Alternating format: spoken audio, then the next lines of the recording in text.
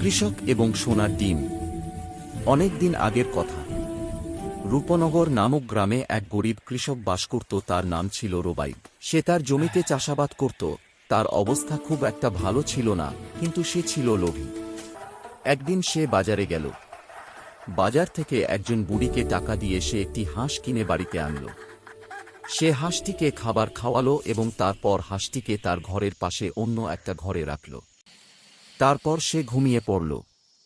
পরদিন সকালে ঘুম থেকে উঠে রোবাইদ হাঁসটির ঘরে গিয়ে অবাক হয়ে গেল।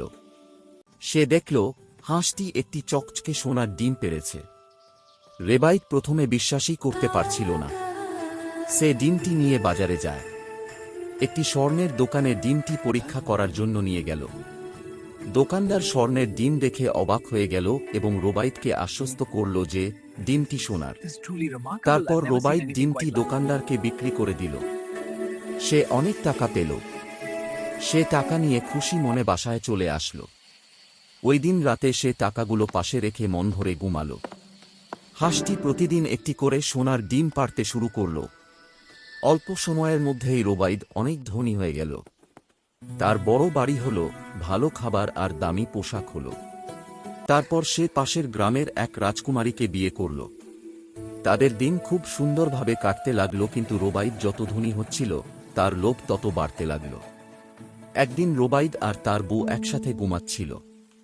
হঠাৎ তার বউ তাকে একটা সিদ্ধান্তের কথা বলল। তার বউ তাকে বলল, এই হাঁসটি দিনে মাত্র একটি করে ডিম দেয়। তার মানে এর পেটের ভেতর নিশ্চয়ই অনেকগুলো সোনার ডিম একসাথে জমা আছে। আমি আর তুমি যদি হাঁসটির পেট কেটে ফেলি, তবে সব ডিম একসাথে পেয়ে যাব। তাহলে আমাদের আর প্রতিদিন অপেক্ষা করতে হবে না। লোভে অন্ধ হয়ে রোবাইদ বউয়ের কথা মেনে নিল। পরদিন একটি ধারালো ছুরি নিয়ে হাঁসটির পেট চিরে ফেলল। কিন্তু হায়, ভেতরে কোনো সোনার ডিম ছিল না। হাঁসটি সাধারণ হাঁসের মতোই ছিল। পেট কাটার ফলে হাঁসটি মারা গেল। রোবাইদ তার বোকামি বুঝতে পারল এবং কান্নাকাটি করতে লাগল। কিন্তু ততক্ষণে অনেক দেরি হয়ে গেছে।